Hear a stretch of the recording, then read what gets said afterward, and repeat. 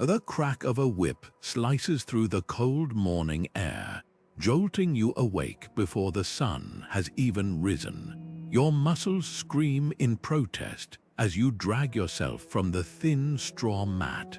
Another day of back-breaking labor begins before the first light touches the rooftops of Rome. This wasn't just a bad dream. For millions of enslaved people across the empire, this was life. A life where every sunrise meant another battle for survival, where every moment was dictated by the whims of those who owned you. Today, we're stepping into their world, a world often overshadowed by the grand marble monuments and epic battles of history books. But without the sweat, blood, and silent endurance of Rome's enslaved population, none of those glories would have existed. Think about the last time you complained about your job, your chores, or waking up early. Now imagine a reality where exhaustion wasn't just an inconvenience, it was a constant, unrelenting shadow.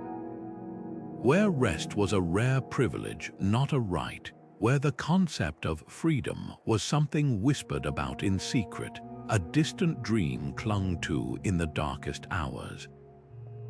The life of a Roman slave was a tapestry of hardship, but also of quiet resilience, unexpected hierarchies, and even the faintest glimmers of hope. How did they navigate a system designed to crush their spirits? What did a single day, from dawn until collapse, actually look like for them? This isn't just ancient history. The echoes of their struggles ripple into our modern conversations about power, inequality, and what it truly means to be free. We'll walk through the relentless routines, from hauling stone under the scorching sun to serving elaborate feasts for the elite. We'll uncover the surprising divisions among slaves themselves, because not all were treated equally. And we'll follow the fragile threads that sometimes, against all odds, led to freedom. Their stories are more than footnotes, they're a mirror held up to humanity itself. So take a deep breath. You're about to step into the sandals of those who built an empire with their bare hands and left invisible fingerprints on history. The first hint of gray light hadn't even touched the horizon when the overseer's shout sent you scrambling to your feet. In the dim glow of oil lamps, household slaves moved like shadows stoking fires, kneading dough, fetching water from the well before their masters stirred. Meanwhile, in the fields beyond the city walls, chains clanked as work gangs marched to vineyards or quarries, their breath visible in the chill air. The difference between a house slave and a field laborer wasn't just about work. It was the difference between blistered hands and broken bones, between exhaustion and utter despair. A kitchen slave might sneak scraps of bread, but a miner in Spain's silver pits, they'd choke on dust until their lungs gave out, and yet even the privileged servants lived on a knife's edge. Forget to warm your master's robe by the fire that could earn you a lashing. Spill wine at a banquet, you might find yourself sold to the salt flats by morning. Fear was the thread that stitched every slave's day together, fear of punishment, fear of being separated from family, fear that today might finally break you. But here's what history often misses. Enslaved people weren't just passive victims. They carved out tiny acts of resistance in these pre-dawn hours. A cook might purposely oversalt a dish.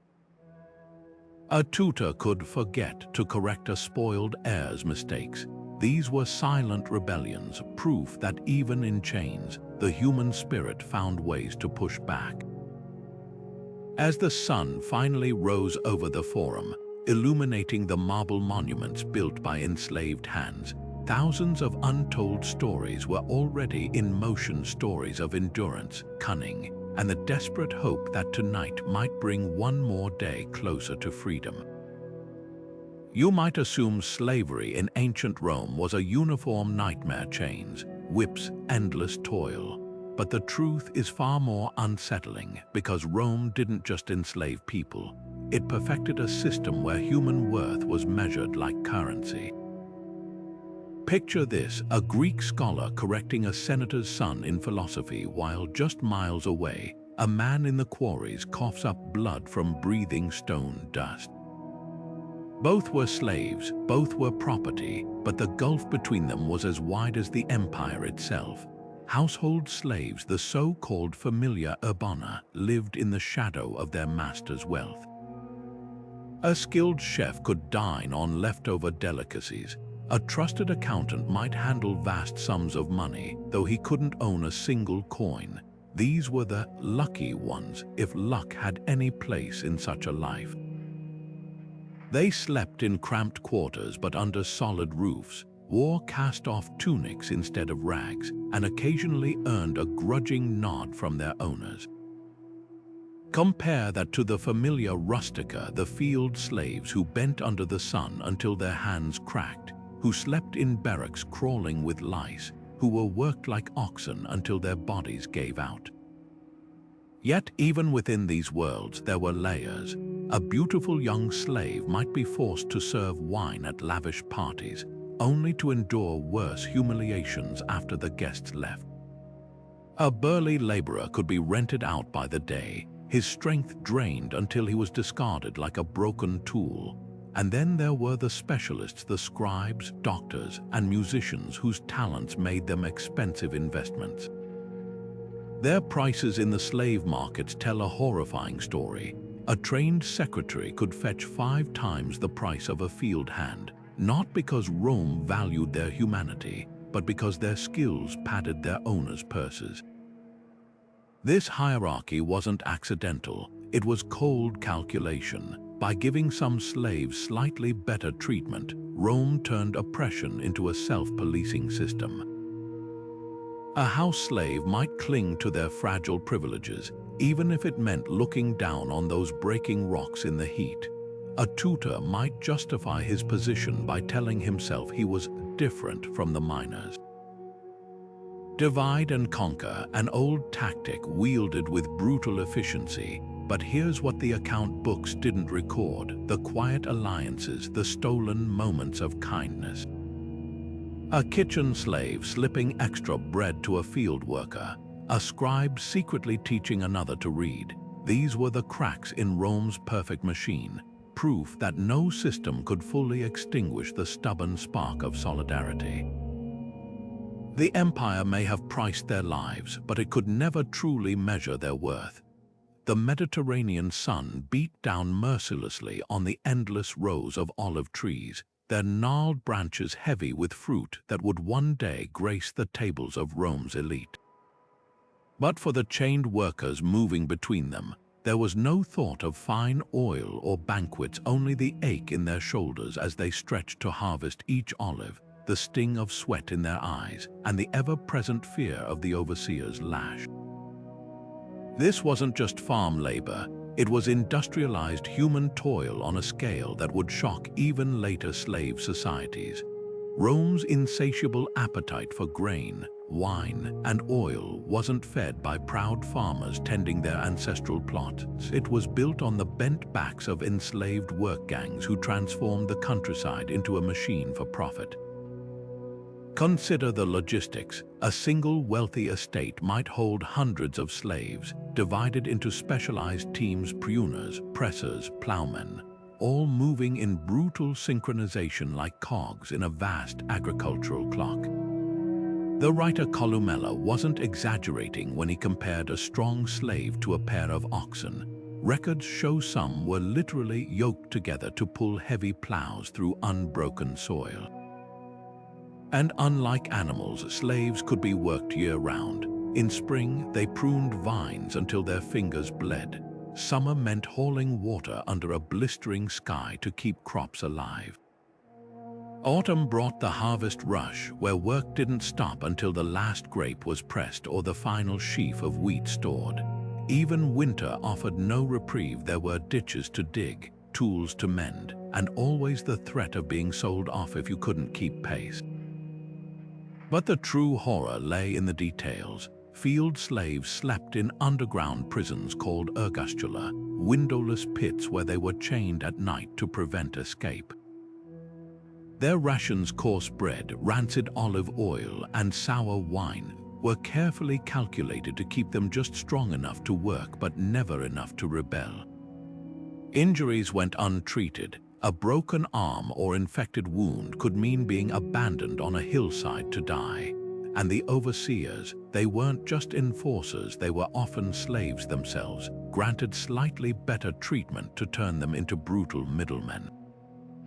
Rome had perfected a system where oppression fed oppression, where every level of society had someone to despise and someone to fear. Yet even here, in this carefully constructed hell, humanity flickered.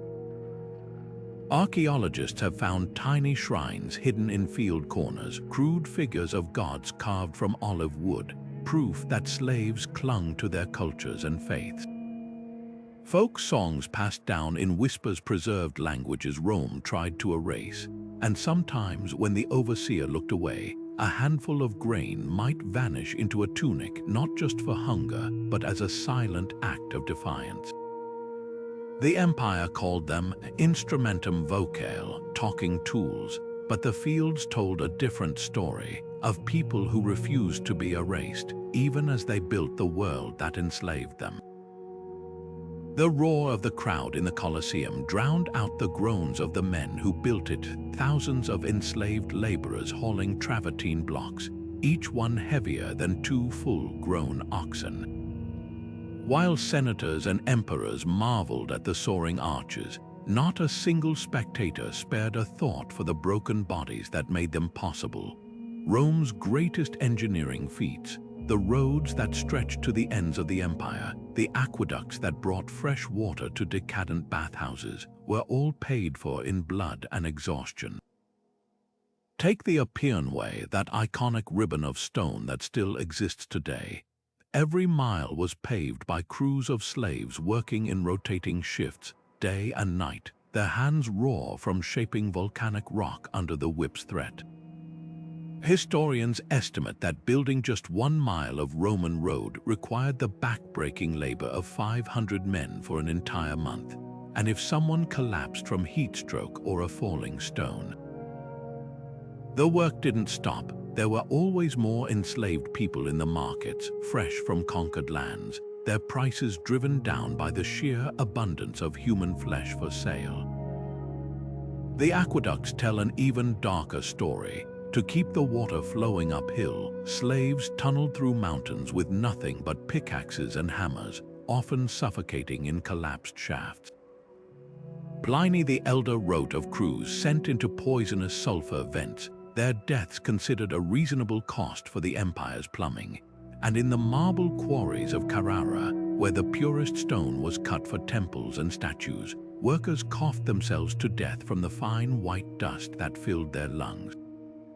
Rome's glittering monuments were quite literally polished by the last breaths of the enslaved. Even the mechanics of slave labor were designed to strip away dignity. On construction sites, crews were often divided by language to prevent organizing Gauls mixed with Numidians, Greeks with Thracians. Overseers used tally marks on clay tablets to track productivity, reducing human lives to numbers. And for those injured beyond usefulness, Seneca chillingly described auctions where disabled slaves wore signs around their necks, lame in one leg, prone to fevers, their flaws advertised like damaged pottery. Yet amid this brutality, fragments of resilience survive.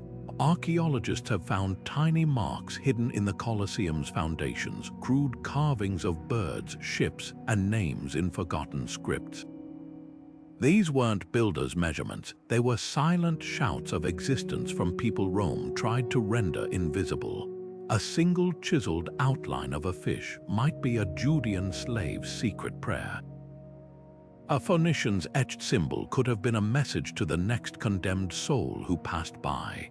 The stones themselves bear witness that even in the empire's grandest monuments, the enslaved left proof: we were here. The flickering lamplight reflected off the polished marble floors as you stood motionless against the wall, holding a silver tray heavy with honeyed figs. In the triclinium, your master laughed with guests, their conversation flowing as freely as the wine you refilled without being noticed.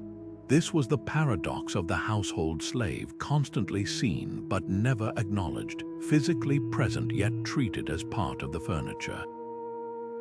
Domestic servitude wore a mask of civility, but beneath the surface lay a psychological battlefield more twisted than any chain gang. Consider the sheer intimacy of this oppression. A body slave would bathe their master, knowing every scar and imperfection, while being forbidden to meet their eyes. A nursemaid might raise a child from infancy, only to watch that same child grow up to sell her own offspring. The cruelty wasn't just in the beatings, it was in the way trust and contempt could coexist in a single glance. Ancient graffiti in Pompeii captures this perfectly. A crude drawing shows a slave carrying his master's chamber pot with the caption, "Hold your nose and remember your place."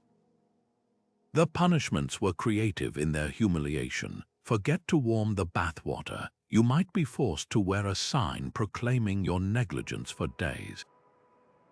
Accidentally break a dish, your rations could be replaced with dog food, and the sexual violence woven into daily life left no refuge. Bedrooms were often more dangerous than fields.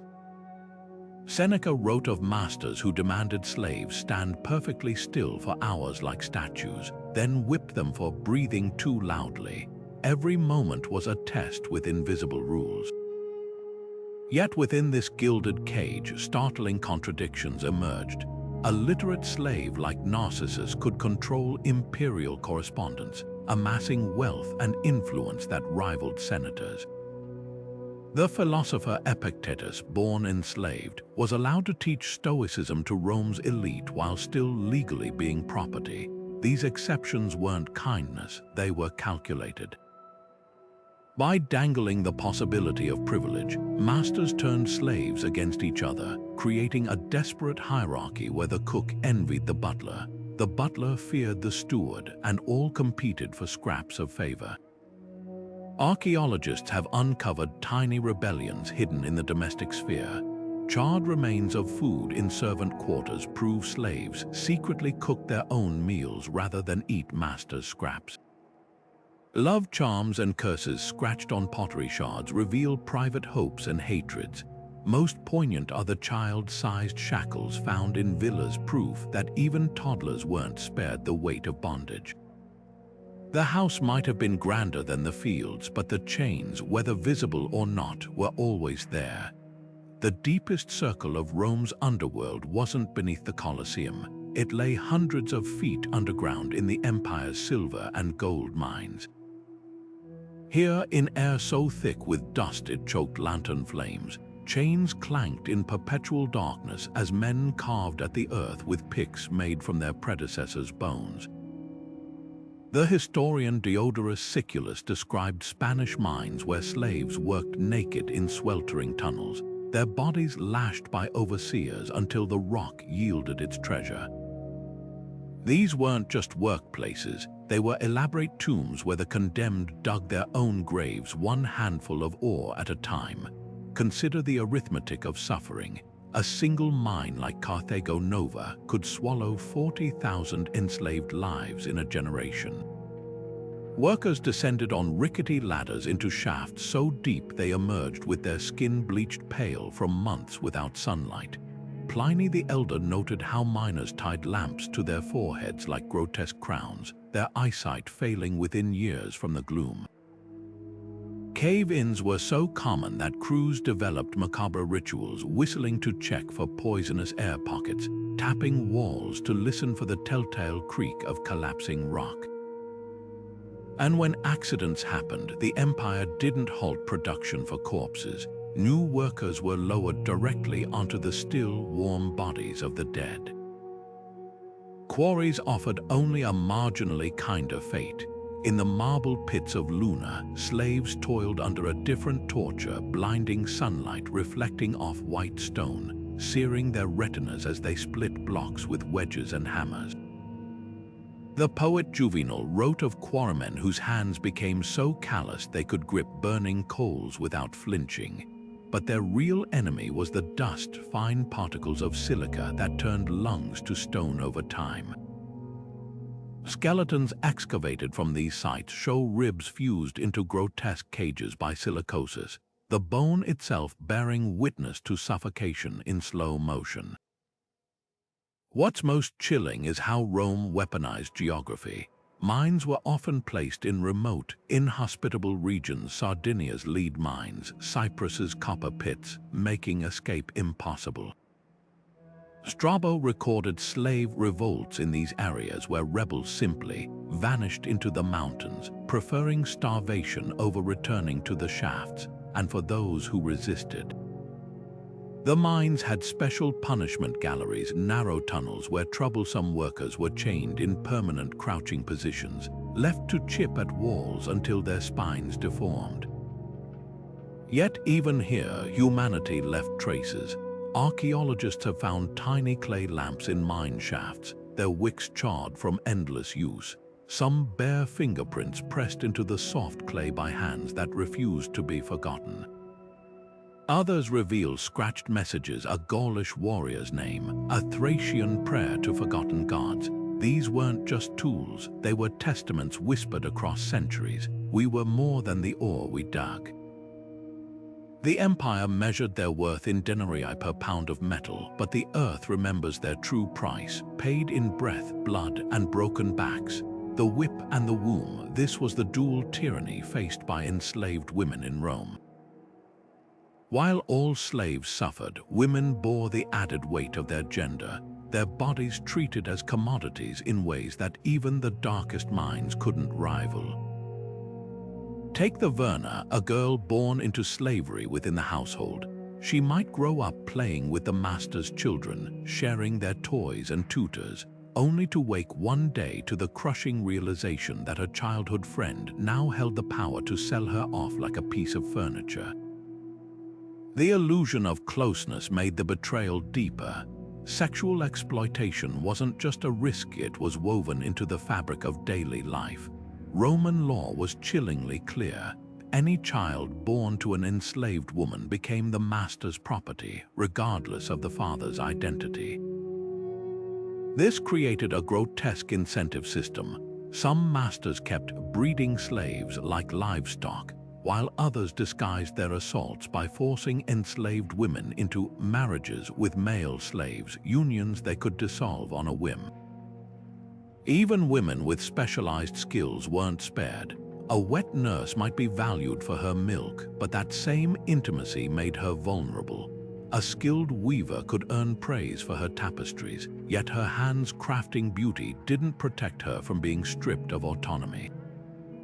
The archives whisper fragments of their resistance. In Pompeii, a bakery's wall bears a scratched message.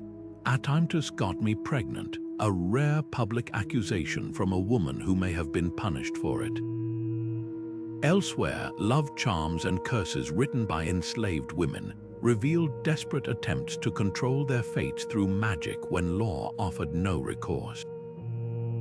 And the heart-wrenching epitaphs on tombstones. Here lies Vitalis, slave of Avita, who never knew freedom, a tale of mothers burying children born into the same chains they couldn't escape. Yet Rome's greatest fear was the enslaved woman's quiet power. Midwives held life and death knowledge. Nurses shaped the minds of future masters. Even the lowliest kitchen maid could poison a meal if pushed too far. The empire built temples to Venus, goddess of love, while turning a blind eye to the violence inflicted on the women who made its economy run. Their stories, often scrubbed from official records, survive in the margins in the bones of infants buried with amulets for protection, in the legal codes nervously addressing slave revolts led by women, in the sheer terror of masters who wrote wills forbidding pregnant slaves from being freed. These weren't footnotes to history. They were proof that the empire's foundations trembled every time an enslaved woman refused to break. The roar of the crowd shook the Colosseum's foundations as the gladiator raised his sword, not in defiance, but in salute to the emperor who owned him. This was Rome's most twisted spectacle. Enslaved men worshipped as heroes one moment, discarded as broken toys the next. Gladiators lived at the intersection of adoration and bondage, their lives a paradox where fame didn't mean freedom, and skill only postponed death.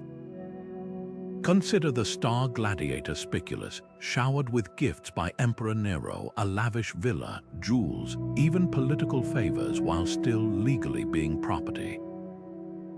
His name echoed through Rome's streets, his face etched onto lamps and murals, yet he could be executed on a whim if his patron tired of him. The poet Martial captured this cruel duality, describing a victorious fighter whose prize was a wooden sword symbolizing freedom, only to be forced back into the arena when the crowd demanded an encore. Training schools added another layer of horror. Gladiators were investments, fed high-protein diets and massaged with expensive oils to keep their bodies in peak condition. Doctors like Galen perfected surgical techniques on their wounds, not out of compassion, but to protect their owners' assets. The graffiti in Pompey's barracks reveals the grim mathematics. Next to sketches of fighters, someone scrawled their win-loss records like betting sheets. Even in victory, they were commodities, yet epitaphs tell a different story. One from Capua reads, "Here lies Flamma, Secutor, who fought 34 times, won 21, stood to a draw 9 times." The pride in those words is unmistakable. Some gladiators formed tight fraternities, pooling money to give fallen comrades proper burials with inscriptions that defiantly listed their origins. Born free in Germania, died a slave in Rome. Their identities couldn't be fully erased. The arena itself became a perverse stage for resistance. Famously, during the reign of Caligula, a troop of gladiators refused to fight, choosing suicide over performance.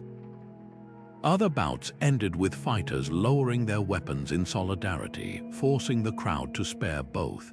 These acts exposed Rome's dirty secret. The games weren't just about violence. They were a carefully scripted theater where slaves played both hero and villain, their suffering packaged as entertainment. What's most revealing is how Rome used gladiators to sell the myth of upward mobility. A lucky few earned enough to buy freedom, becoming trainers or bodyguards. But these exceptions were propaganda, distracting from the thousands who died anonymous deaths under the sand. The empire wanted its citizens to believe anyone could rise, even as it kept the chains polished and ready. The next time you see a modern athlete celebrated one day and discarded the next, remember the game hasn't changed as much as we'd like to think. The scent of melting beeswax and crushed roses clung to the air in the cramped workshop where you bent over a marble slab, your fingers stained purple from murex dye. As an enslaved perfumer in Rome, your nose could distinguish 100 exotic ingredients, yet you'd never afford a single drop of the luxuries you crafted. This was the cruel irony of Rome's artisan slaves. Their hands shaped the empire's finest treasures, while their own lives remained as disposable as broken pottery. Take the mosaicistes whose intricate floors still dazzle tourists today. In Pompey's ruins, archaeologists found tiles marked with tiny scratches, not mistakes, but signatures. One reads, "Felix Fecit. Felix made this, a quiet act of pride from a man whose name history nearly erased." The glass industry tells a similar story. Aenean, an enslaved Syrian glassblower, boldly signed his delicate vessels in Greek letters, ensuring patrons across the Mediterranean knew his skill, if not his bondage. These weren't just craftsmen, they were artists whose talents outshone their status. Yet Rome's luxury economy depended on their invisibility. Workshops attached to grand villas functioned like factory floors, with slaves specializing in single tasks. One carved ivory, another polished gemstones, a third wove gold thread. The writer Varro chillingly called them instrumentum genus vocale, the talking tools class. Even children weren't spared. Tiny fingerprints pressed into unfired pottery at Castor, where kilns reveal 6-year-olds shaping oil lamps for wealthy homes. What makes their story extraordinary is how they carved dignity from oppression.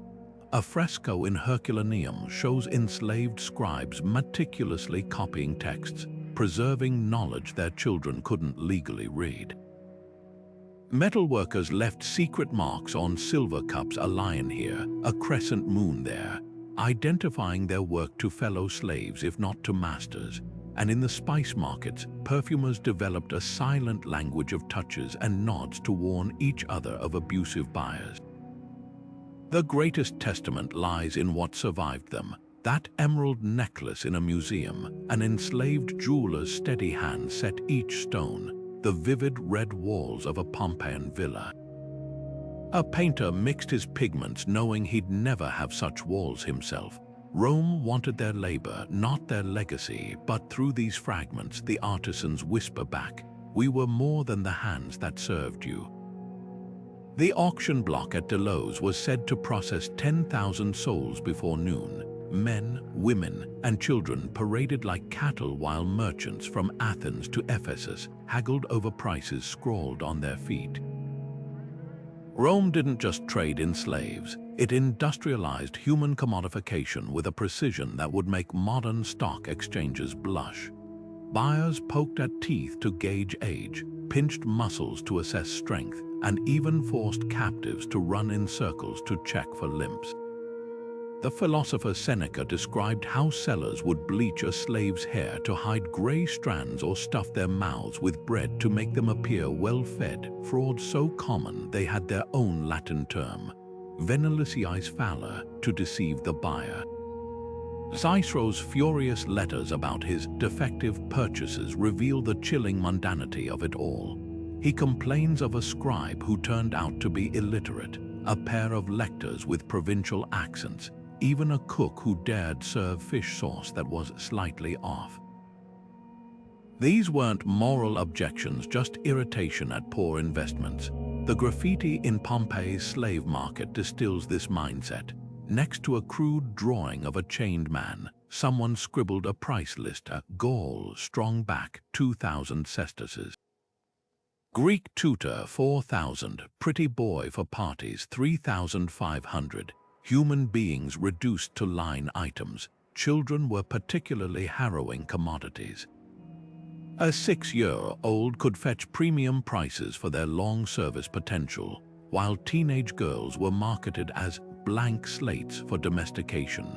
Papyrus records from Egypt show contracts where buyers demanded warranties, guaranteed not to die within 6 months, or no history of epilepsy.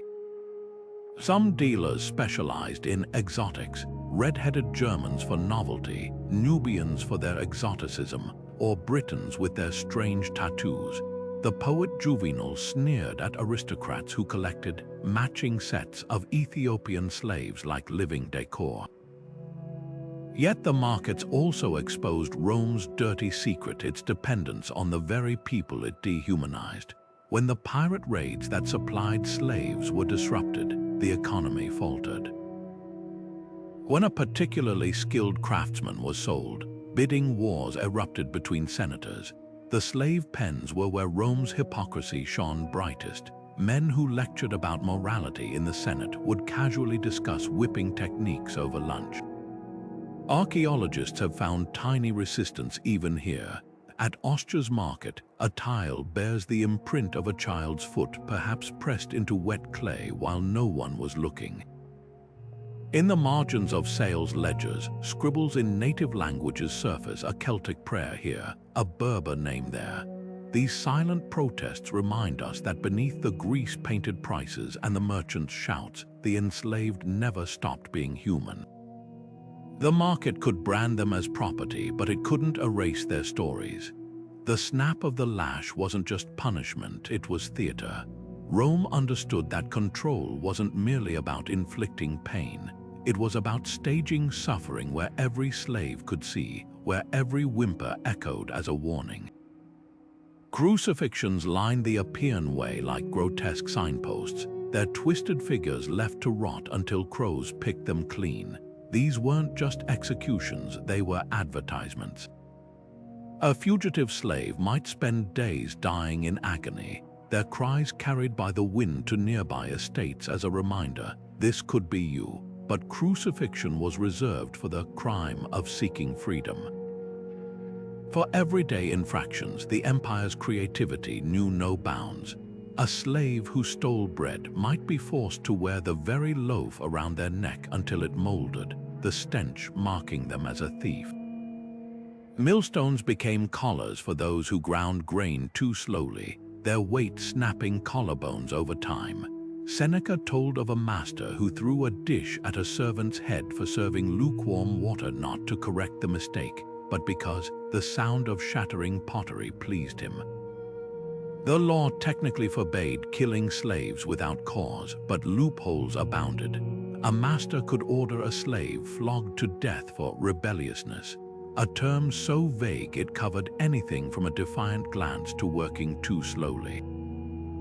Some punishments were psychological masterstrokes, forcing slaves to beat their own family members, or making them choose which friend would be sold away.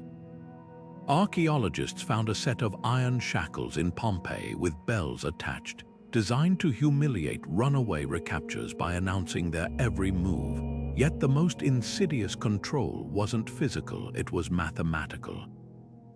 Slaves knew the exact price of defiance: 30 lashes for laziness, 50 for insolence, 100 for theft. These weren't arbitrary numbers, they were carefully calibrated to push bodies to the edge of endurance without destroying valuable property. Roman medical texts even specified which whip strokes should avoid the kidneys or spine to preserve functionality. What's rarely acknowledged is how slaves weaponized this system. Anecdotes survive of cooks deliberately burning meals to get sold to kinder households, or field hands feigning epilepsy to avoid mine labor. Some even exploited Roman superstitions, pretending to have prophetic dreams to gain safer roles as household seers. The whip could break skin, but it couldn't always break wit.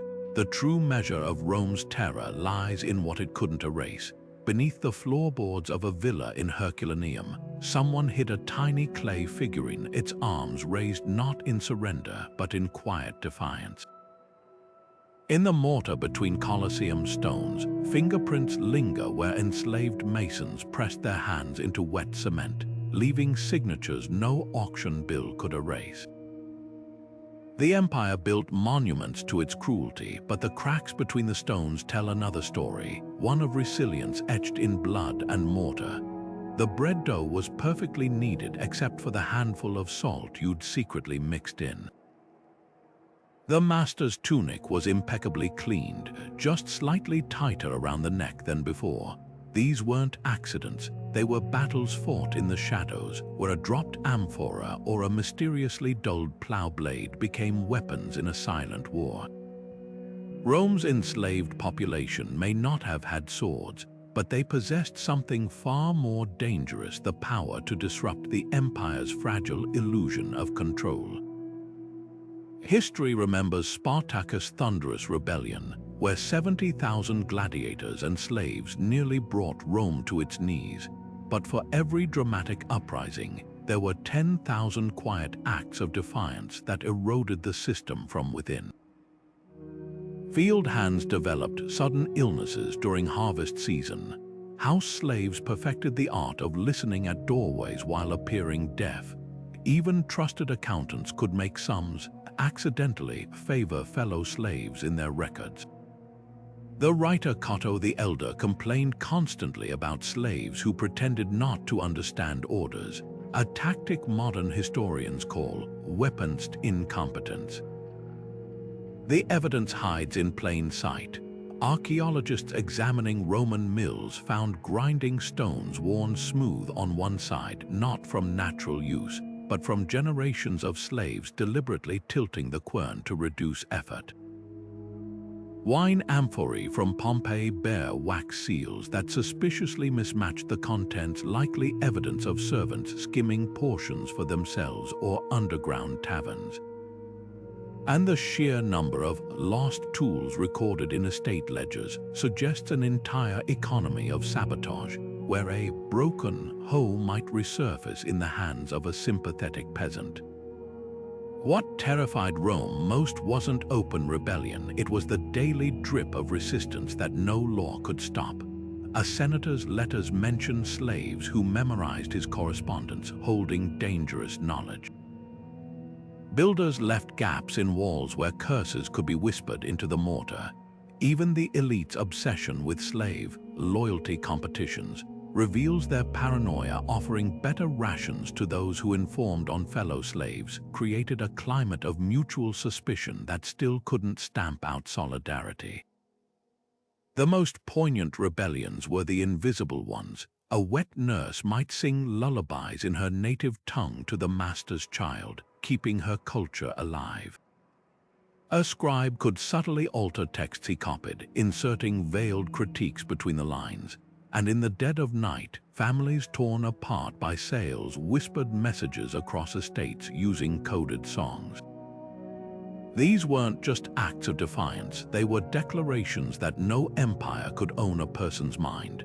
Spartacus may have lost his war, but in the 1,000 tiny ways slaves reclaimed their humanity every day, Rome's victory was never complete. The flickering torchlight revealed a hidden shrine beneath the floorboards, a crude statue of Isis cradling Horus, her arms outstretched as if to embrace the broken souls who risked beatings to worship here.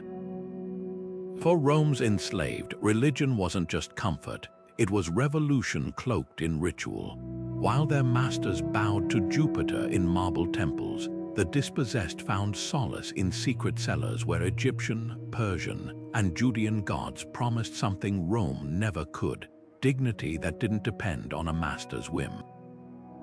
Mystery cults spread like wildfire through the slave quarters precisely because they turned Rome's hierarchy upside down.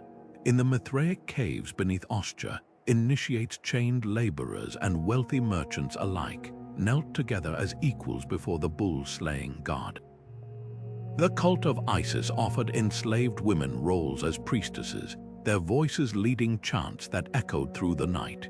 Even the Dionysian rites, banned by the Senate for their dangerous fervor, let field hands dance themselves into ecstasy, their bodies momentarily free even as their ankles bore scars from shackles. Christianity's early appeal lay in its radical subversion. When Paul wrote, "There is neither slave nor free," he wasn't offering empty comfort, he was striking at the heart of Roman ideology. Catacomb art from this period shows enslaved believers breaking bread at the same table as their masters, a vision of unity that terrified the elite. One fresco in Pompeii's servant quarters depicts the Good Shepherd with distinctly Nubian features, suggesting slaves reimagined salvation in their own image. Yet faith's greatest gift was the weapon Rome couldn't confiscate, hope beyond the whip, a lead-cursed tablet found in Britain, inscribed by an enslaved woman named Servandia, doesn't beg for earthly freedom, it calls on the gods to witness her suffering and repay it in the afterlife. The cult of Cybele let followers shed their old identities through frenzied self-castration, a brutal metaphor for rebirth. Even the household lairs, those miniature gods of the hearth slaves were forced to tend, became double-edged. Families would secretly add figurines of their own ancestral spirits beside the master's idols. Archaeology reveals how faith became resistance. At a Sardinian mine, workers scratched crosses into the walls not just as prayers, but to mark tunnels where they'd hidden injured comrades. In Cologne, a gladiator's grave contains a lamp showing Jonah emerging from the whale, a coded promise of deliverance. These weren't just acts of devotion, they were maps to a world where the last would be first, where the auction block scars would vanish, and where the empire's carefully constructed chains would shatter against something no legion could conquer. The wax tablet trembled in your hands as you signed your name for the last time as property Tyro, once Cicero's slave, now a freedman with a bronze cap of liberty resting awkwardly on your head. This moment, called Manumission, was Rome's great contradiction, a system that relied on chains, occasionally loosening them, not out of kindness, but because the promise of freedom kept the machine running. For every 1,000 slaves who died in the mines, a handful like Tyro bought or charmed their way out, stepping into a twilight world where liberty came with invisible shackles. Manumission wasn't charity, it was calculus. Masters often freed older slaves to avoid feeding unproductive mouths or talented ones who'd paid inflated prices from their tiny savings. A cook who perfected his master's favorite dish might taste freedom. A wet nurse who raised the family's children could be rewarded if she survived decades of service. The methods were as varied as they were cynical.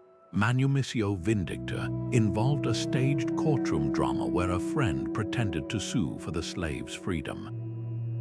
Manumissio Testamento meant waiting for your owner to die if they didn't change their will first. The cruelest was Manumissio Per Mensum, freeing a slave by inviting them to dine, then never speaking to them again. Yet freedom was rarely clean. Freedmen wore the pileus, a brimless cap marking their status, and took their former master's name like a brand. The stigma clung like tar. Horus mocked wealthy libertuses who still smelled of the slave market. They couldn't hold high office or marry into patrician families and owed obsequium, lifelong deference to former owners. When the freedman Publilius Syrus became Rome's greatest playwright, critics sneered that his proverbs reeked of the whip. The real loophole lay in the next generation. Freedmen's children were born as full citizens, a quirk that transformed Rome's elite. The poet Martial's grandfather was a Spanish slave. The Emperor Pertinax's father was a freedman.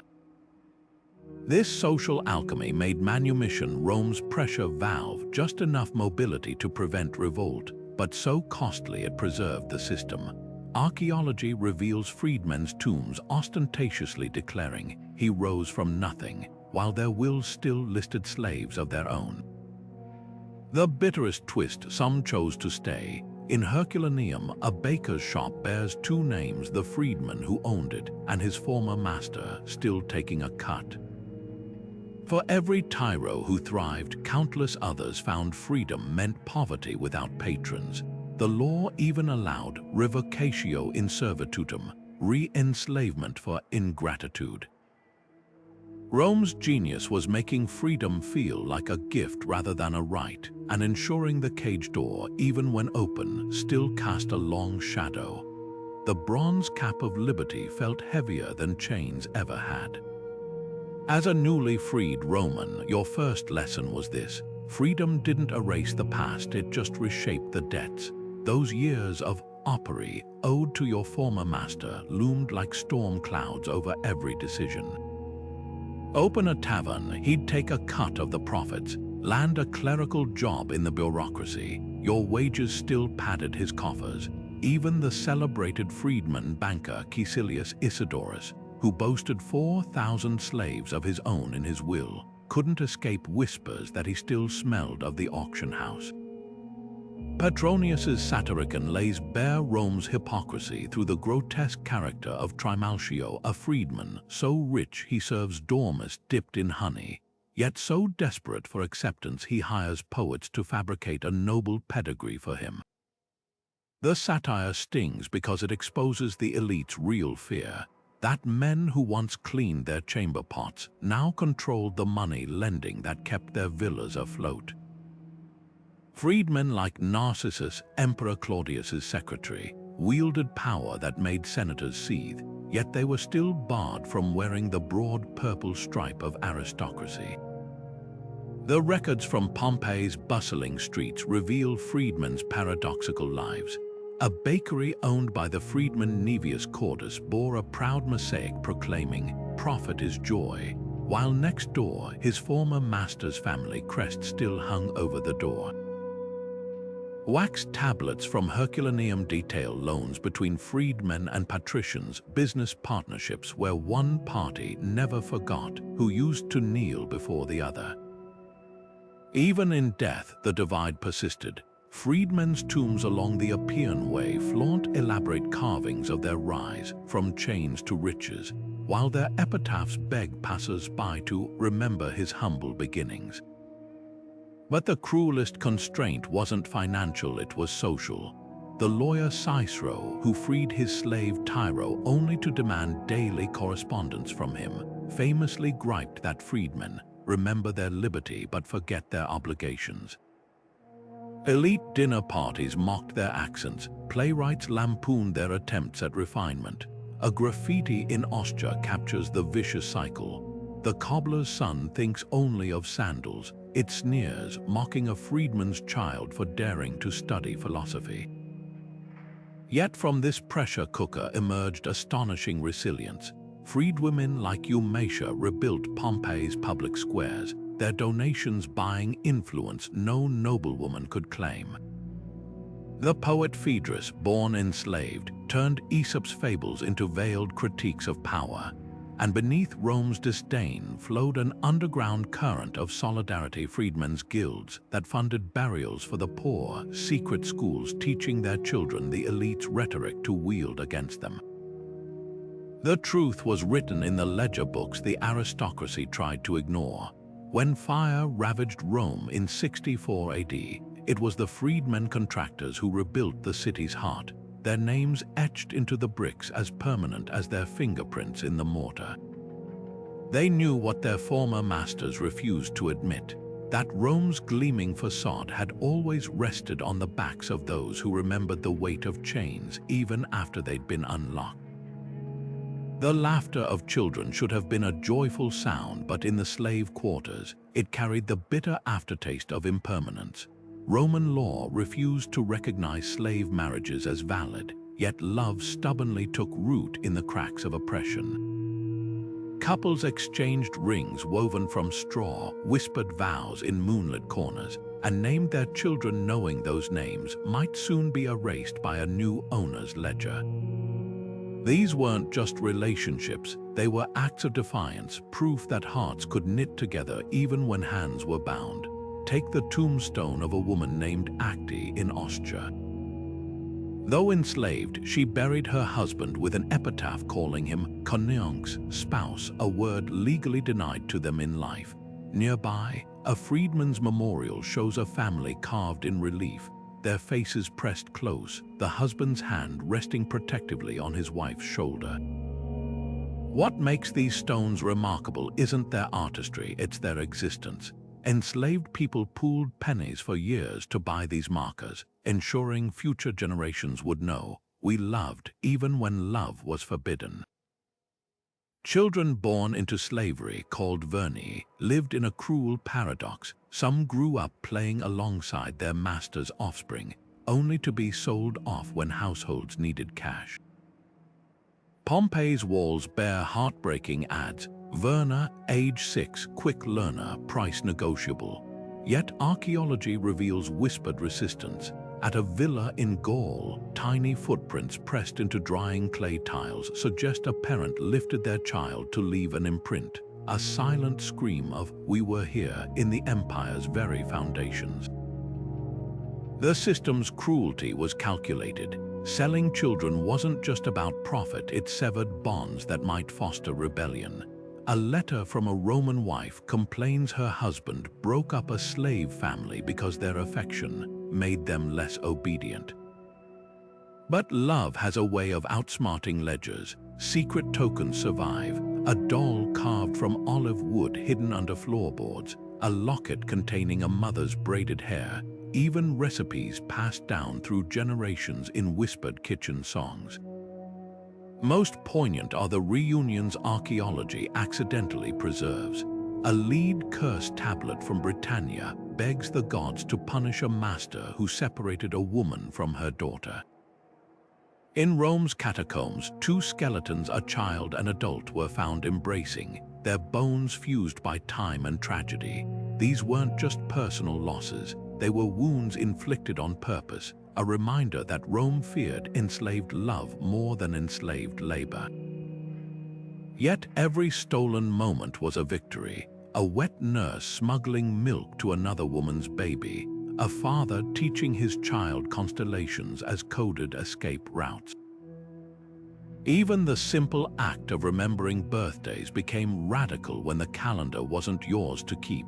The empire could auction bodies, but it couldn't auction memories, and in those memories, families endured.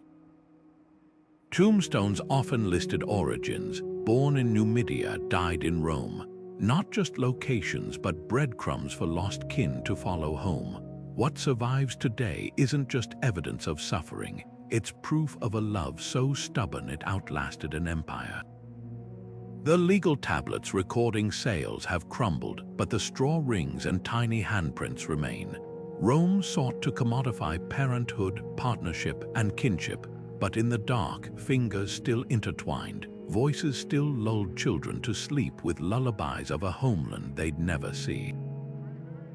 Their rebellion wasn't shouted in the forum. It lived in every bedtime story, every shared crust of bread, every tear shed over a tombstone that shouldn't have existed. The system demanded they be property, but their hearts insisted on being human. The ink on the parchment was still damp as you carefully set down the stylus, your translation of Plotho complete, yet your own name still absent from the scroll. Educated slaves occupied a strange twilight in Roman society, wielding knowledge like a key that could unlock doors but never truly remove their chains. Men like Epictetus, who would later mentor Emperor Marcus Aurelius, began their journeys in this paradoxical space where literacy was both privilege and peril. Rome's elite craved Greek tutors for their children but recoiled at the thought of a slave outthinking them. A philosopher like Posidonius might dine at his master's table, debating stoicism over roasted peacock, yet still sleep on a pallet outside the bedroom door. The poet Martial snidely wrote of a scholar slave whose Greek was purer than his master's, but his porridge was twice as thin. This was the educated slave's tightrope, valued for their mind, resented for its power. The accounts of Tiro, Cicero's secretary, reveal how knowledge could bend the rules. His invention of shorthand earned him rare privileges, attending Senate debates, managing correspondence with generals. Yet his freedom papers, when they finally came, still required him to write speeches for his former master. Even the famed physician Galen, though technically free, faced sneers from patrician patients who couldn't reconcile his brilliance with his slave upbringing. But literacy carried hidden dangers. A scribe in the imperial household might memorize treasonous letters. An accountant could manipulate ledgers to skim fortunes. The satirist Juvenal tells of a grammarian who taught noble boys to recite Homer by day, and by night penned scathing critiques of their fathers. Masters oscillated between flaunting their learned slaves like prized pets and fearing the quiet vengeance of a mind they couldn't fully control. Archaeology offers glimpses of their covert resistance. Wax tablets from Pompeii show slave tutors subtly correcting their masters' Latin errors. A child's schoolbook found in Egypt has Greek conjugations written in the margins, likely the work of an enslaved pedagogue preserving his language. Most poignant are the palimpsest documents where original texts were scraped away for reuse. Beneath layers of official records, scholars have uncovered slave-written histories, their words literally buried under Rome's version of events. The empire's dirty secret was this: education threatened the very hierarchy it upheld. When Epictetus taught that no man is free who is not master of himself, his students included senators' sons who would one day govern, and slaves who would one day rebel. Knowledge once planted couldn't be unlearned. The same scrolls that polished aristocratic minds also sharpened the tools of liberation. Rome wanted slaves smart enough to serve, but never so enlightened they'd question why they knelt. The emperor's chamber pot was carried by a man who could bankrupt provinces with a flick of his stylus. Rome's imperial slaves occupied a surreal realm where the lowest legal status met the highest corridors of power. These weren't just servants, they were the invisible gears turning the empire's machinery, managing everything from tax rolls to treason trials while legally remaining as disposable as broken amphorae. Take the Arationibus, the financial secretary who tracked every cestus flowing into Rome's coffers. When Claudius's freedman Pallas retired, the treasury discovered he'd quietly amassed 300 million sesterces, enough to feed the city for a year. Senators who sneered at his slave origins still groveled for loans.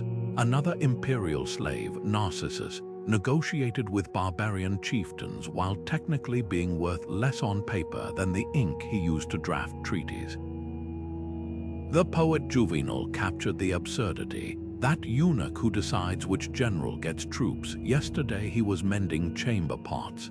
Their power sprang from ruthless specialization. The Ab Epistules handled imperial correspondence, deciding which petitions reached the emperor's eyes. The Libelles controlled access to justice, filtering legal appeals. Even the Cubiculo, the chamberlain who managed the royal bedchamber, held sway through gossip whispered over wine.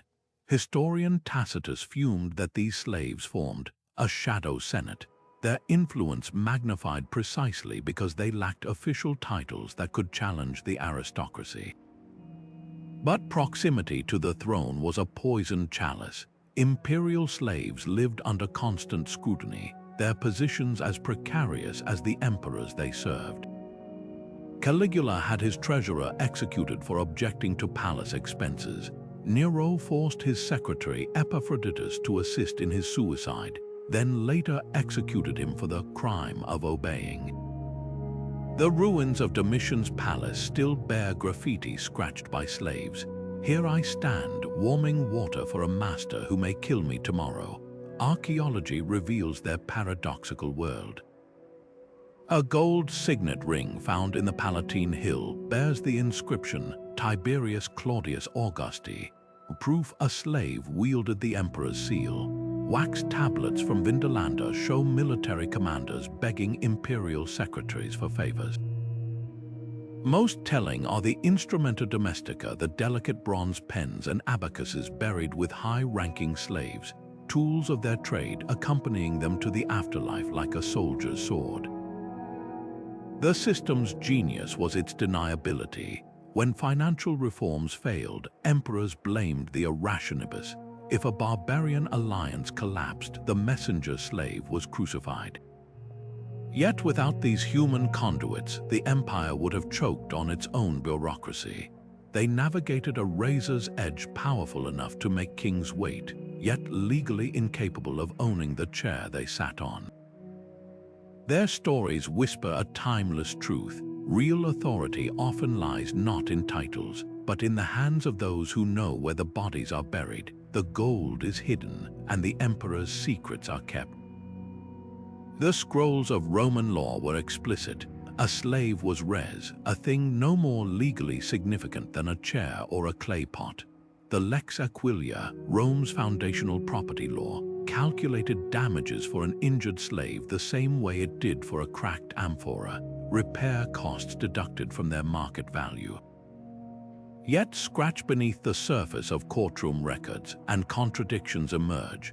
A master suing a neighbor for corrupting his enslaved vineyard worker didn't demand compensation for lost labor. He argued the slave's moral character had been degraded. How could a mere object possess morality? This legal schizophrenia reveals Rome's uncomfortable dance with the humanity it denied.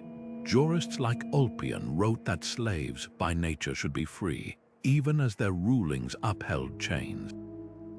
The Digest of Justinian preserves bizarre cases where slaves were simultaneously treated as objects and quasi-persons.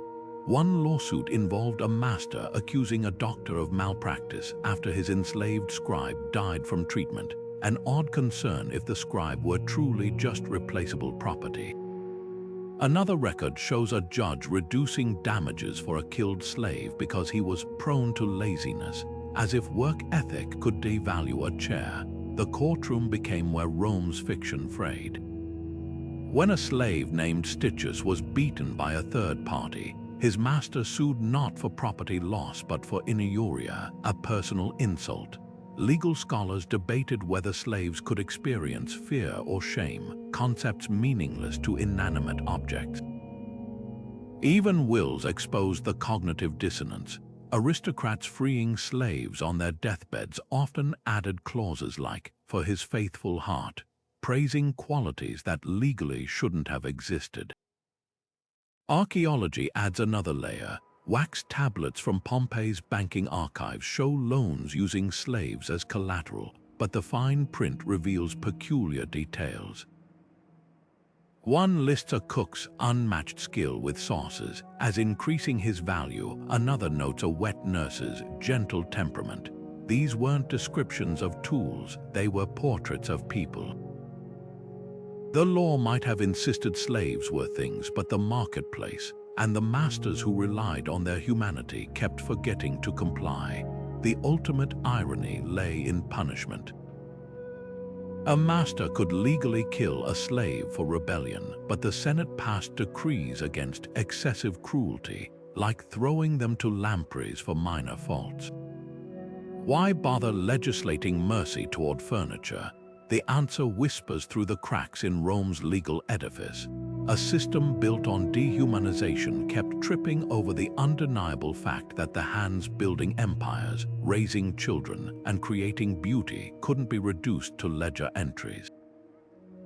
The law called them property but life, and sometimes the law itself kept nodding to their personhood.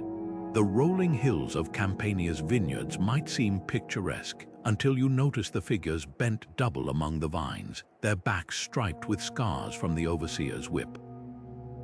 Rural slavery wore its brutality openly, sun-blistered skin, lungs choked with dust, and the eerie silence of isolation.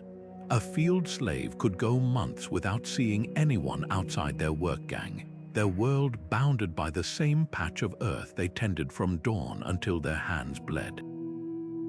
Compare this to the back alleys of Pompeii, where an enslaved tavern cook named Felix might haggle with fishmongers for the day's catch, exchange gossip with other servants at the fountain, even pocket a few coins from customers who appreciated his spicy fish sauce.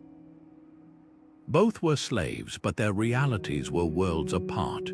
Geography carved their fates as sharply as a butcher's knife. On estates like Pliny the Younger's Laurentum villa, agricultural slaves slept in windowless barracks, their days measured in olive trees pruned or grain sacks hauled. Cotto the Elder's farming manuals coldly calculated how much gruel kept a field hand productive without wasting resources.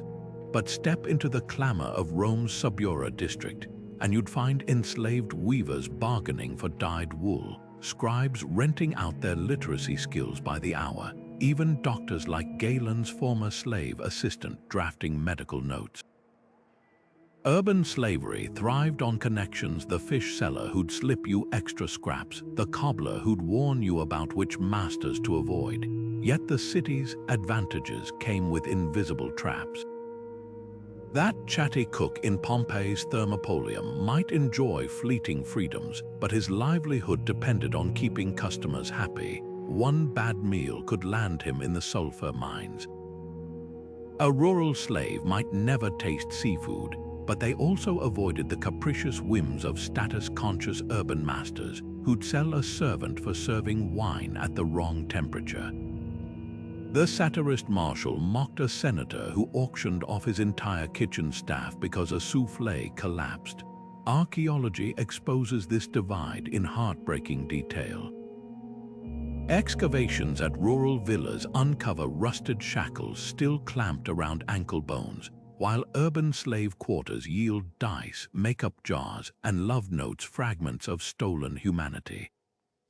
The most telling find: a set of identical work tunics from a Latium farm, each patched in the same spots, versus a single embroidered belt from a Pompeian servant's room. its threads spelling out, "Fortune favors the bold," in barely visible Greek. Rome's genius was making these two worlds seem unconnected. The field slave breaking rocks wouldn't hear about the city slave's midnight poetry readings. The urban servant enjoying a rare festival day couldn't fathom the silence of the countryside. This segregation wasn't accidental, it prevented solidarity, but occasionally the walls cracked. A letter survives from a vineyard overseer to his brother in Rome, complaining that urban slaves have forgotten their place. The reply, scribbled on the back, "You've forgotten we're all in chains." The rhythmic clanking of chains on the docks of Ostia wasn't just the sound of commerce. It was the echo of distant battles, the aftermath of Rome's wars transformed into human cargo. When Julius Caesar crossed the Rubicon, he wasn't just defying the Senate, he was priming the empire's most gruesome economic engine. His Gallic wars alone dumped an estimated 1 million enslaved people into Roman markets, a number so vast it temporarily crashed prices. Plutarch records Britons being sold for less than the cost of a decent tunic. This wasn't collateral damage, it was the business model. Every legionary victory meant fresh merchandise. After the Third Punic War, Carthage's surviving population, 50,000 men, women, and children, were paraded through Rome before being dispersed to estates across Italy. The conquest of Dacia under Trajan yielded so many captives that the Column of Rome still depicts them like a flowing river of bodies, their identities erased as they became entries in ledgers. Even rebellions fed the system. When Spartacus' revolt was crushed, 6,000 crucified rebels lined the Appian Way, but thousands more survivors were sold to the mines, their value calculated in denarii per pound of expected productivity before death. The logistics were chillingly precise. Ancient sources describe victory auctions held right on battlefields, with merchants following armies like vultures. Prisoners were sorted by age, skills, and physical condition. Strong youths destined for quarries, educated Greeks for households, beautiful captives for private buyers. Cicero's letters casually mention purchasing a troop of enslaved scribes from Pompey's eastern campaigns, as if acquiring office supplies. The poet Martial joked that war spoils made slaves so cheap even beggars could afford them, a dark humor masking an uglier truth. But this wasn't just about numbers. Rome weaponized displacement by scattering conquered peoples' Gauls to Sicilian farms, Thracians to Spanish mines, Jews to Egyptian docks. They severed cultural ties that might foster rebellion. A surviving sales contract from Pompey lists a slave's origin as somewhere beyond the Danube, his past deliberately erased. Archaeologists find heartbreaking evidence of this fragmentation. A child's bracelet inscribed with Celtic patterns in a Campanian vineyard, a Berber prayer scratched onto a quarry wall in Latin letters. The system's genius and horror was its self-perpetuating nature. New conquests required more soldiers meant more wars meant more slaves to work the lands funding those soldiers. The historian Josephus estimated that the Jewish revolt alone filled Rome's markets with nearly 100,000 captives, their labor then building the Colosseum where future prisoners would die. Even peace became a threat when expansion slowed under Hadrian. Estate owners complained of slave shortages, their profits squeezed without fresh human raw material. Yet amidst this machinery of dehumanization, glimmers of defiance persisted. A tombstone near Naples bears a Gallic warrior's name carved in his native script, defiantly preserved by his descendants.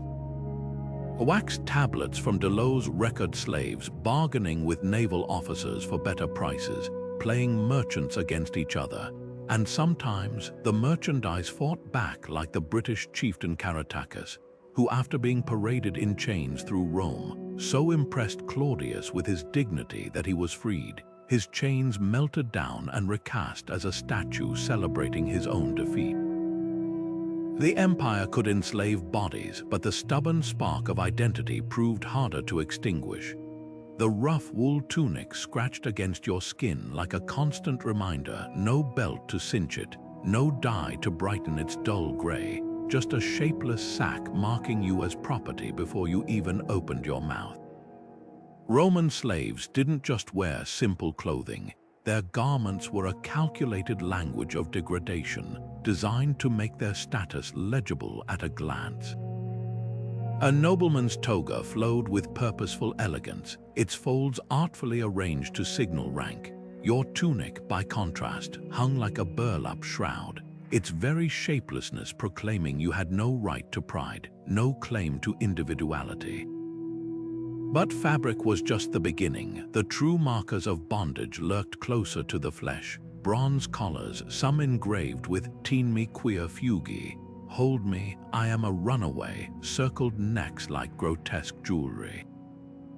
Others bore their owner's name and address, turning human beings into misdelivered parcels waiting to be returned. Archaeologists have found collars with bells attached, transforming escape attempts into jingling spectacles. And for those who tried to hide these signs, the law permitted facial tattoos branding foreheads or cheeks with letters spelling out "FUG" for fugitive, a permanent scarlet letter no tunic could conceal. The pileus, that floppy felt cap granted upon manumission, might seem like benign headwear, but in a society obsessed with visual hierarchy, its significance was explosive. Freedmen wore it like a crown at their liberation ceremonies, yet beyond that moment it became a double-edged symbol. To former masters, it marked the wearer as one of the good ones. To still enslaved companions, it could spark either hope or bitter resentment. A fresco in Pompeii captures this tension. A freedman's portrait shows him proudly holding his pileus, while the enslaved servant beside him stares at the cap with unreadable eyes. Even footwear spoke volumes. Slaves often went barefoot or wore crude sandals that left their feet caked in the filth of streets they were forced to clean. Contrast this with the elaborate calci worn by elites' leather shoes laced up to the knee, their red dye and intricate stitching broadcasting privilege with every step. The message was clear. From head to toe, your body was a billboard for your bondage. Yet humanity has a way of subverting even the most rigid codes. Excavations in Austria's slave quarters reveal startling evidence. Scraps of brightly colored thread hidden beneath floorboards, likely used to embroider secret patterns on tunics. A child's bracelet fashioned from discarded fishhooks suggests someone defied rules against adornment. Most poignant are the collars themselves, some found with delicate etchings of birds or flowers on the inner surface, hidden from masters but visible to the wearer. These weren't just marks of shame, they became private canvases for identity Rome tried to erase. The empire's genius and fatal flaw was believing it could reduce people to uniforms. But the ink of tattoos faded over years. Collars could be polished until they shone like jewelry, and that pileus, once donned, couldn't unmake the lived experience of the man beneath it. Clothing might classify, but it could never fully erase. In the end, the most subversive act wasn't tearing off the tunic, it was remembering, stitch by hidden stitch, who you were beneath it. The coarse barley bread left grit between your teeth, each dry mouthful a reminder that hunger was the one master no slave could escape. Rations weren't designed to nourish, they were calculated to keep you working, a grim equation of calories burned versus labor extracted. Field hands gulped down pulse, a thin gruel of boiled spelt and water, from communal pots that never quite scrubbed clean. Meanwhile, in the villa kitchens, enslaved cooks transformed the same humble ingredients into honeyed dormice and peacock stew for their masters, the aroma of saffron and garum taunting them as they nibbled on crusts. Rome weaponized food hierarchies with brutal precision. A quarry slave might receive a daily portion no larger than his clenched fist, 200 grams of bread, a handful of olives, and posca, the vinegary swill diluted with water that passed for wine. Cotto the Elder's farming manuals coldly advised giving workers more rations during harvest season to prevent collapse, then cutting them back in winter when labor eased. Malnutrition wasn't an oversight, it was policy. Skeletons from slave cemeteries show the scars, ribs bowed from childhood scurvy, teeth ground down from chewing gritty grain, bones light as bird wings from chronic starvation. Yet even here, ingenuity flickered. Archaeologists excavating latrines near the Circus Maximus found fig seeds and fish bones mixed with elite waste, proof that servants scavenged scraps from chamber pots. A graffiti in Pompeii's servant quarters boasts, "I dined on thrush tonight," likely stolen from a master's plate. Some slaves cultivated secret gardens in estate margins, growing onions and leeks to supplement their meager allotments. Others bartered skills. A laundress might trade a patrician's forgotten jewelry for a pouch of lentils with a cook. The cruelest twist, banquets. Household staff would stand motionless for hours, holding platters of roasted boar while their stomachs gnawed at their spines. Seneca described slaves so starved they caught falling crumbs with their tongues during meals. Yet these very feasts could become opportunities. A dropped olive rolled into a corner, a sip of undiluted wine stolen while refilling a cup. Poet Marshall sneered at a host who weighed his silverware after dinner, oblivious to the real theft happening in his pantry. Food shaped resistance in ways Rome never anticipated. A baker's slave in Ostia was recorded adding sawdust to loaves meant for the master's table. Vineyard workers let figs rot on high branches, claiming they couldn't reach them. And in the darkest corners, hunger forged alliances, kitchen staff smuggling porridge to sick field hands, wet nurses sneaking milk to orphaned slave children. The empire measured rations by the ounce, but it couldn't quantify the stubborn will to share, to survive, to spite the system one stolen bite at a time. What survives in the archaeological record isn't just evidence of deprivation, but of defiance. Charred chickpeas hidden under floorboards, animal bones cracked open for marrow in secret midnight meals. Even the dolia, those massive grain storage jars stamped with owners' names, bear scratches where slaves secretly marked levels, tracking whether their thefts would be noticed. The law called them property, but their bodies, their hunger, their whispered networks of survival told a different story. Rome built an empire on their labor, but it could never fully control the hands that fed it.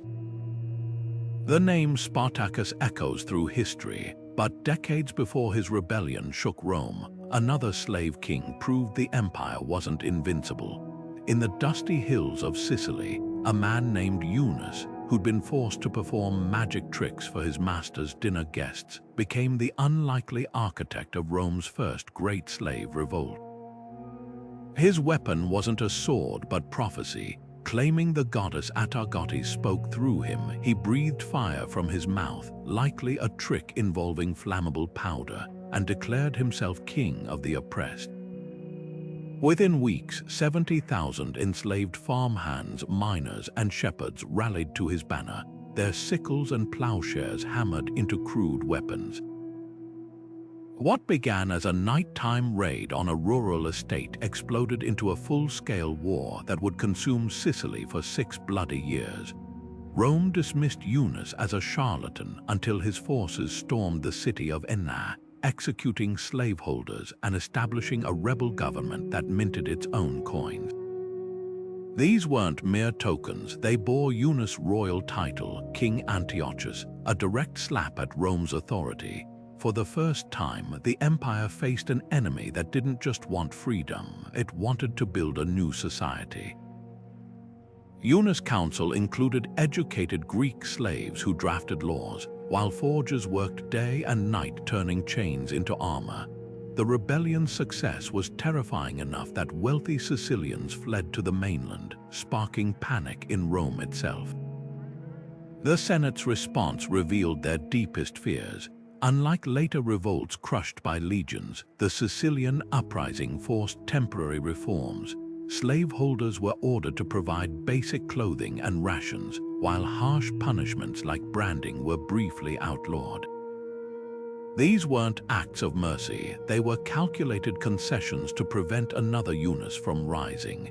When the rebellion was finally crushed in 132 BC, the reprisals were gruesome. Thousands were crucified along Sicily's roads, their bodies left to rot as warnings. Yunus himself died in a prison cell, his body devoured by lice, a fate Roman historians gleefully recorded to mock his divine pretensions. Yet the revolt's legacy lived on in whispers. A generation later, another Sicilian slave named Salvius took up the mantle, uniting runaway shepherds into a cavalry force that outmaneuvered Roman troops for years. Like Yunus, he crowned himself king, proving the idea of slave royalty had become a potent symbol. These uprisings exposed Rome's Achilles heel.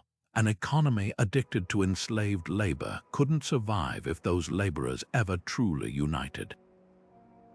The empire would spend centuries trying to erase the memory of the Sicilian slave kings, but in the flickering torchlight of underground shrines, among chains being filed quietly into blades, their stories refused to die. What makes these forgotten rebellions remarkable isn't just their scale, it's their vision. Yunus didn't merely seek to destroy Rome, he mimicked its trappings of power, understanding that legitimacy came from mirrors as much as swords. His coins, his royal court, even his staged miracles were calculated acts of psychological warfare. When later rebels like Salvius adopted his tactics, they weren't just fighting for freedom, they were proving that slaves could outthink the system meant to crush them. The ruins of Sicilian villas still bear scars from this war, hastily rebuilt walls, well stuffed with rebel weapons, even graffiti showing a crowned figure holding a broken chain. Rome won every battle, but the cracks these rebellions left in the empire's foundation never fully healed. The chains that bound millions in Rome never truly rusted away. They simply reshaped themselves across centuries, reappearing in the hold of Atlantic slave ships, the cotton fields of the American South, and the sugar plantations of the Caribbean. When European colonists sought justification for their brutal systems, they didn't have to look far. Roman legal codes provided the blueprint, the idea that enslaved people were res, property to be bought, sold, and worked to death. Portuguese slave traders even adopted the Roman practice of branding, searing flesh with hot irons, just as legionaries had marked prisoners from Gaul. The infamous triangle trade didn't emerge from a vacuum. It was Rome's model industrialized, with ships replacing auction blocks and ledgers quantifying human lives with the same cold precision as Cotto's farming manuals. But the parallels run deeper than logistics. Rome's myth of the civilizing mission, the lie that enslavement somehow benefited the enslaved, echoed eerily in colonial rhetoric. Just as Roman elites claimed they were taming barbarians, through servitude, 18th-century slaveholders argued bondage Christianized Africans. Jesuit priests in Brazil quoted Cicero to justify slavery's educational value, while American plantation owners displayed busts of Cotto the Elder as moral cover for their cruelty. The twisted logic was identical: oppression dressed as paternalism, brutality rebranded as benevolence. Even the linguistic tricks survived. Where Romans called enslaved Greeks tutors instead of slaves, antebellum America spoke of servants in polite company, masking horror with euphemism. The Ottoman Empire, too, inherited Rome's playbook. The Janissaries enslaved Christian boys conscripted into the Sultan's army, mirrored Rome's use of enslaved soldiers like the familia gladiatoria. The Imperial harem system, with its enslaved women groomed for political influence, recalled the power dynamics of Rome's ancillae who navigated bedrooms and backroom deals. Both empires understood slavery's most insidious truth, that granting select individuals limited privilege could divide the oppressed, ensuring the system's survival. A janissary's fez and a gladiator's wooden sword were two sides of the same coin, symbols of conditional status in systems designed to prevent solidarity. Today's exploitative labor systems whisper these ancient patterns. Migrant workers trapped in debt bondage, sweatshop laborers paid pennies, even algorithms that monitor delivery drivers' every move, all carry traces of Rome's logic. The tech mogul who claims gig workers prefer flexibility sounds eerily like Seneca rationalizing that slaves chose obedience. Modern prison labor, where incarcerated people pick crops under the watch of armed guards, uncomfortably mirrors the ergastula's chain gang. And when corporations lobby against minimum wage laws, their arguments often echo Roman estate owners complaining that feeding slaves properly would ruin the economy. Recognizing these threads isn't just academic, it's a survival skill. Rome's greatest trick was convincing the world slavery was inevitable, natural, even beneficial.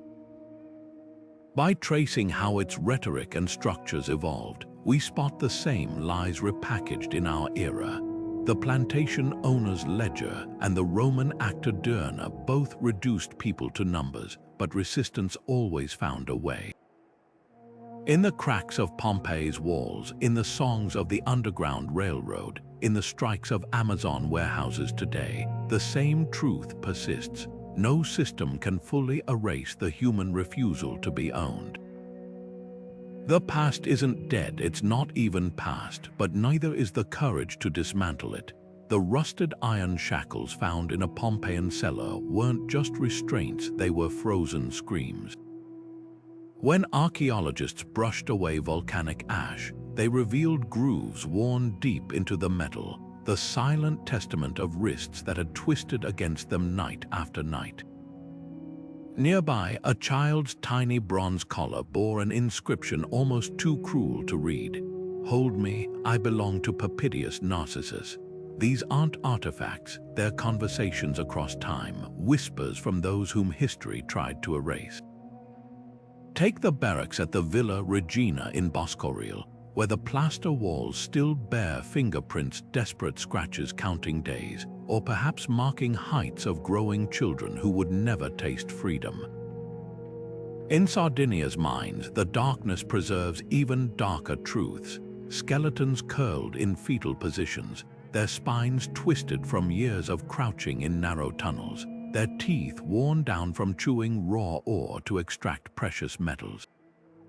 Forensic analysis reveals the horror in their bones, lead poisoning from contaminated water, healed fractures from beatings, even the telltale ridges of malnutrition in their dental enamel.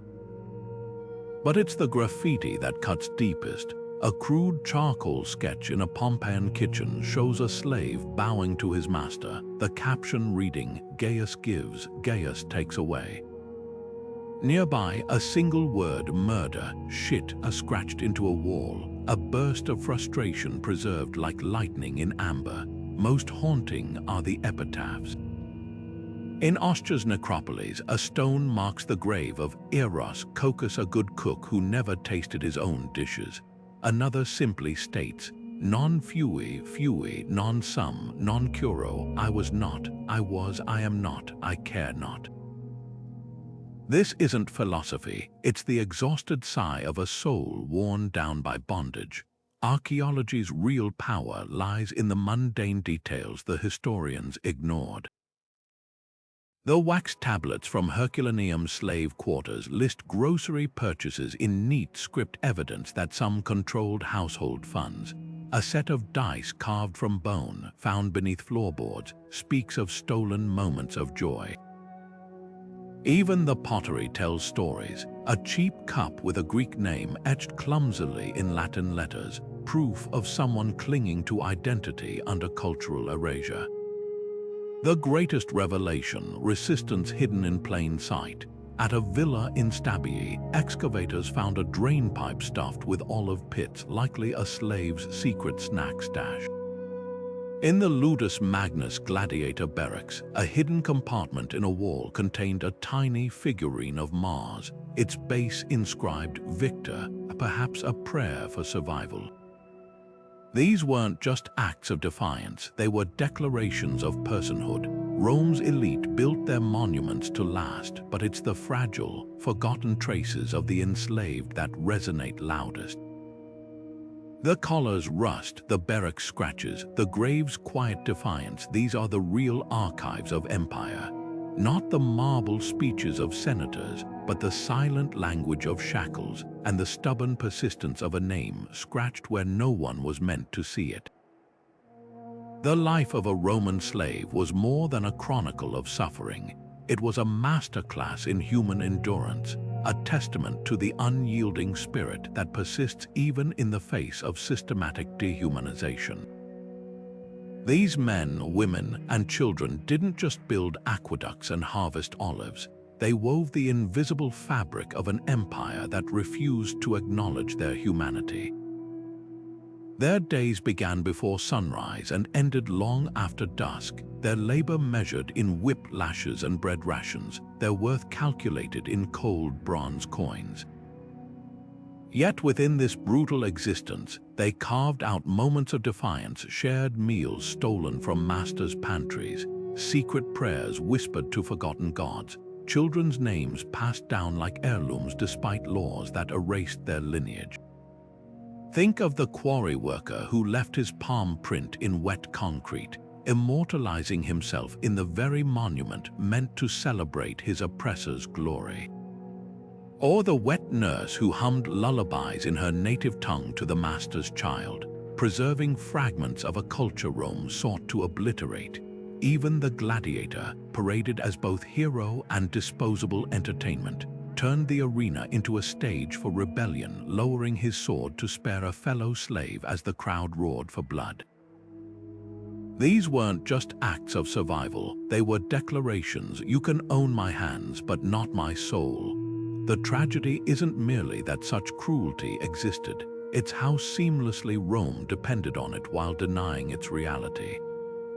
The same senators who philosophized about justice dined on food prepared by starved cooks. The poets who waxed lyrical about freedom dictated their verses to enslaved scribes.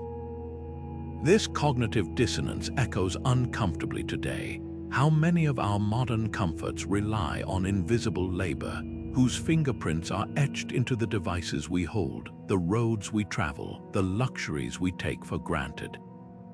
But here's what Rome never anticipated. Memory outlives empires. The slave's graffiti on a Pompeian wall, the child's toy hidden beneath floorboards, the freedman's tombstone proclaiming, "I was someone," these fragments refused to vanish.